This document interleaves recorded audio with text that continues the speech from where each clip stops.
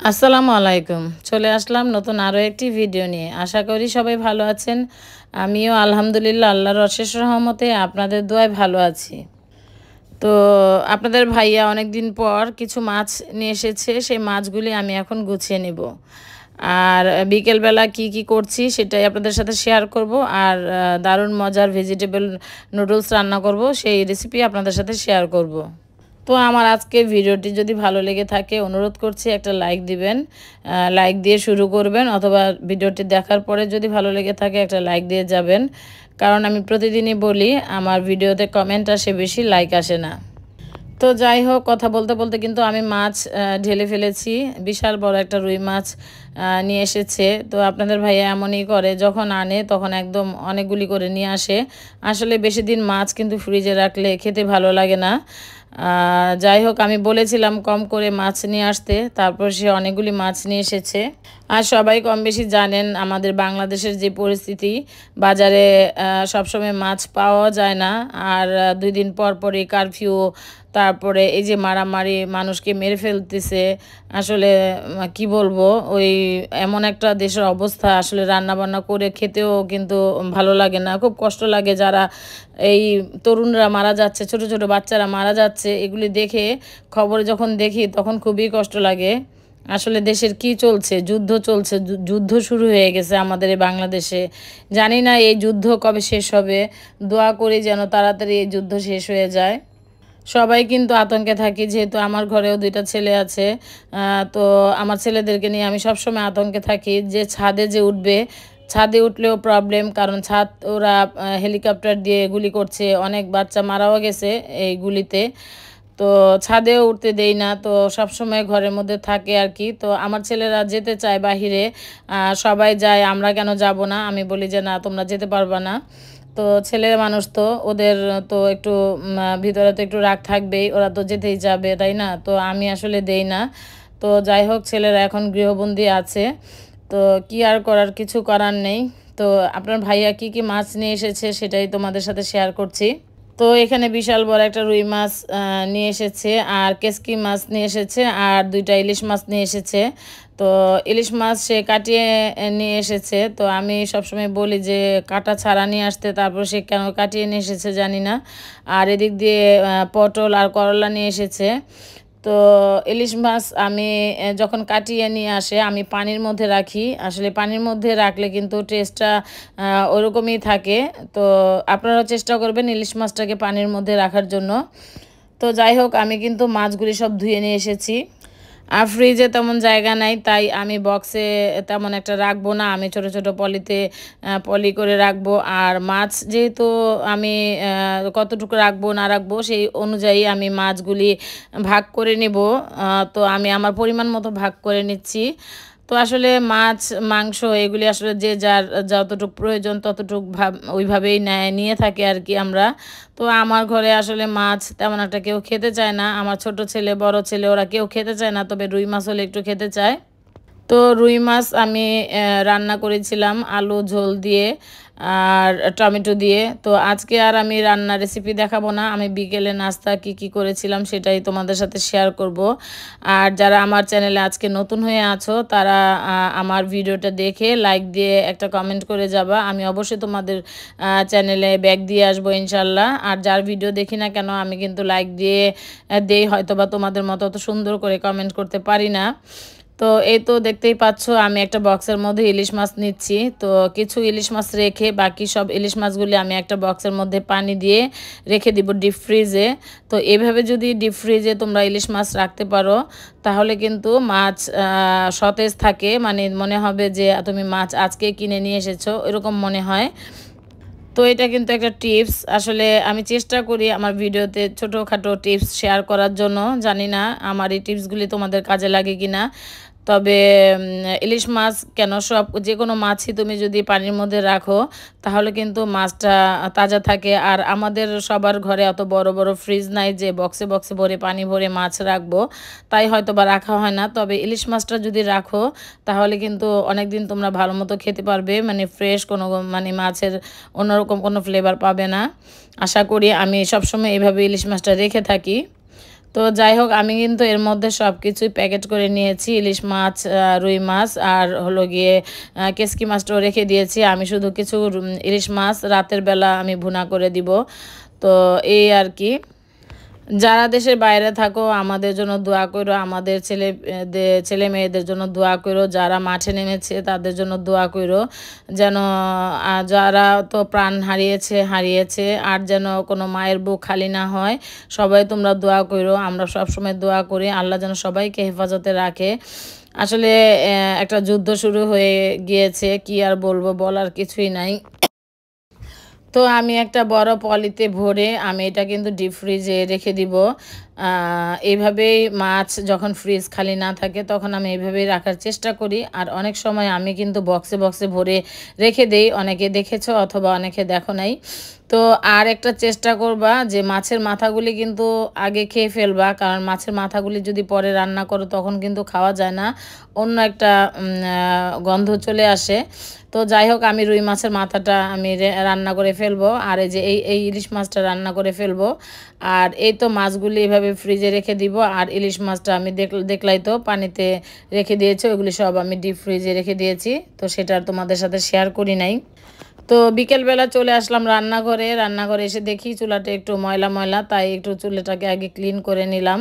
তো রান্না করব আমি, চুলাটা যদি ময়লা থাকে মনটা কিন্তু তখন ভালো লাগে না। তো যাই হোক আমি এখানে ভেজিটেবল ফ্রোজেন সবজি ভেজিটেবল আর কি, ওইটা দিয়ে আমি আজকে নুডলস বলো বা চাউমিন বলো রান্না করব। তো আগে থেকে আমি এটা কিন্তু ডিপ ফ্রিজে সংরক্ষণ করেছি রোজার আগে। তো কিছু সবজি ছিল, তো এখানে বরবটি আর গাজর ছিল, তো এটা বয়েল করতে দিয়েছি। সাথে সাথে কিন্তু আমি ম্যাগি নুডলস দিয়ে দিলাম 1 প্যাকেট, আর 1 প্যাকেট নর্মাল কোকোলা বা অন্য একটা নাম জানি না দিয়ে দিলাম, 2 প্যাকেট নুডলস দিয়ে দিলাম। তো এটাকে সিদ্ধ করে আমি নামিয়ে ছেঁকে নেব। তো নুডলসটা আসলে আমার বাসায় প্রতিদিনই খাওয়া পড়ে, হয়তো বা ভাববা যে তোমরা কি প্রতিদিনই নুডলস খাও। হ্যাঁ, আমার বড় ছেলে খুব পছন্দ করে নুডলস। আর আপনাদের ভাইয়া যদি বাসায় থাকে তাহলে সে নুডলসটাই খায় আর কি, তার জন্য নুডলস আজকে রান্না করা। তবে ছোট ছেলে নুডলস খায়নি, তো ছোট ছেলে কি খেয়েছে সেটাও তোমাদের সাথে আজকে শেয়ার করবো ইনশাল্লাহ। তো এই তো আমি এখন একটু বাটার দিয়ে দিলাম, আমি আজকে বাটারটা দিয়ে রান্না করব, চাউমিন বলো নুডলস বলো যেটাই বলো না কেন রান্না করব। তো এখন দিয়ে দিলাম কাঁচামরিচ আর কিছু পেঁয়াজ দিয়ে আমি এটাকে ভেজে নিব। তো আমার আজকের এই ব্লগ বলো রেসিপি বলো তোমাদের কাছে কেমন লেগেছে অবশ্যই কিন্তু কমেন্ট করে জানাবা। আর আমাদের কিন্তু নেটওয়ার্কের প্রবলেম খুব হচ্ছে, তাই কিন্তু ভিডিও আমি 1-2 দিন পর পর দিচ্ছি। তো যাই হোক কথা বলতে বলতে কিন্তু 2টা ডিম দিয়ে দিলাম, আর এখানে আমি সবজিগুলি দিয়ে দিলাম। তো সবজিগুলি কিন্তু আমি আগে উঠিয়ে রেখেছিলাম, আর নুডলসগুলি পরে সবজির পাতিল হাঁড়িতে দিয়ে দিয়েছি। আর এখন দিয়ে দিচ্ছি সয়া সস আর ওয়েস্টার সস।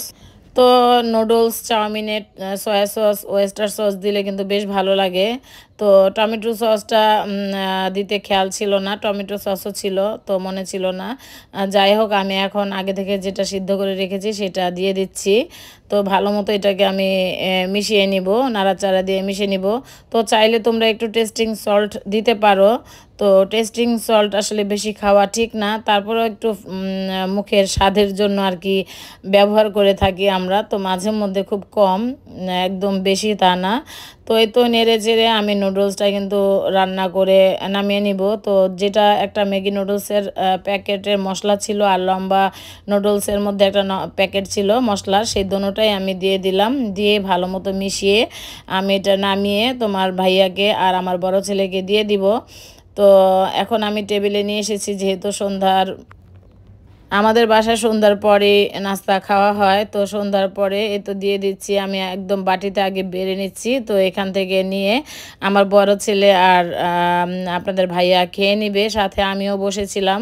আমি যেহেতু নুডলস একটু খাবো, কারণ সকালে যে রুটি বানিয়েছিলাম সেখানে রুটিটা রয়ে গেছে।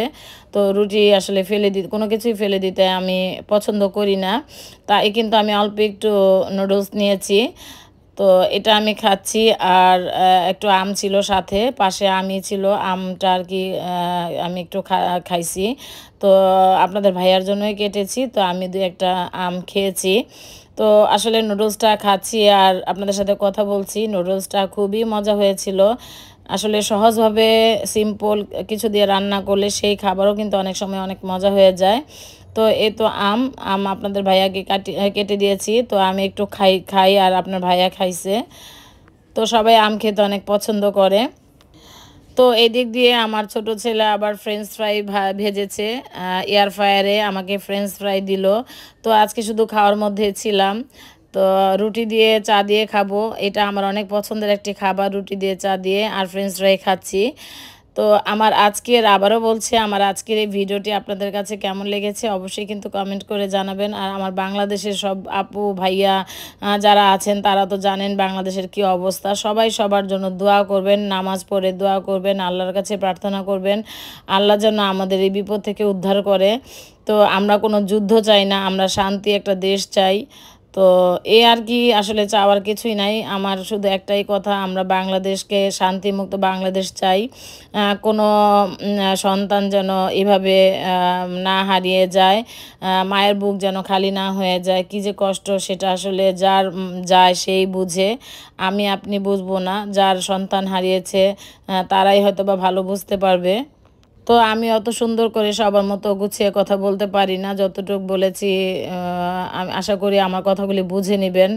তো এখন কিন্তু প্রায় রাত 8টা বাজে। তো আমার ছোট ছেলে বলতেছিল যে সে নুডলস খাবে না। তো কি আর করার, তো গরুর গোশত ছিল দেখে আমি বললাম তাহলে তোমাকে 2টা পরোটা বানিয়ে দিই। সে বলতেছে তুমি কষ্ট করবা, আমি বলছি না কোনো সমস্যা নাই। তো যাই হোক, ছেলের জন্য পরোটা বানাতে বানাতে তোমাদের কাছ থেকে বিদায় নিব। সবাই অনেক ভালো থাকবা, সুস্থ থাকবা। আবারও বলছি, তোমরা যারা বাংলাদেশের বাইরে থেকে ভিডিওটি দেখছো আমাদের জন্য দোয়া করবা, আমরা যেন সবাই শান্তিতে বসবাস করতে পারি, কোনো মায়ের বুক যেন খালি না হয়। খুব কষ্ট লাগে, যেটা বলে তোমাদেরকে বুঝাতে পারবো না।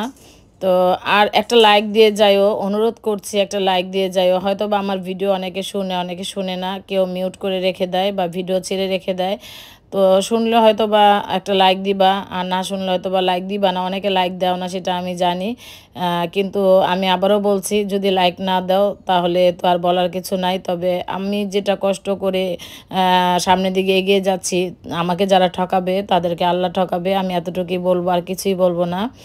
তো এই ছিল আমার আজকের ভিডিও। আমার পরোটা বানানোটা কেমন হয়েছে অবশ্যই কিন্তু কমেন্ট করে জানাবা। তো তাড়াহুড়া করে পরোটা বানিয়েছি, মানে ইনস্ট্যান্ট পরোটা বানিয়েছি শর্টকাটে। তো যাই হোক, অনেক মজা হয়েছিল। আমার ছেলে 2টা পরোটা খেতে পারে নাই, একটা পরোটা খেয়েছে। আরেকটা পরোটা আমি রাতের বেলা আমি ভাত না খেয়ে আমি পরোটা খেয়ে নিয়েছি। তো এই ছিল আমার আজকের ভিডিও। সবাই অনেক ভালো থাকো, সুস্থ থাকো, আমার জন্য দোয়া করো, আমার পরিবারের জন্য দোয়া করো, আমার ছেলেদের জন্য দোয়া করো। তো এই যে গরুর গোশত দিয়ে পরোটা খাবে। তো আজকের মতো বিদায়, আল্লাহ হাফেজ, আসসালামু আলাইকুম।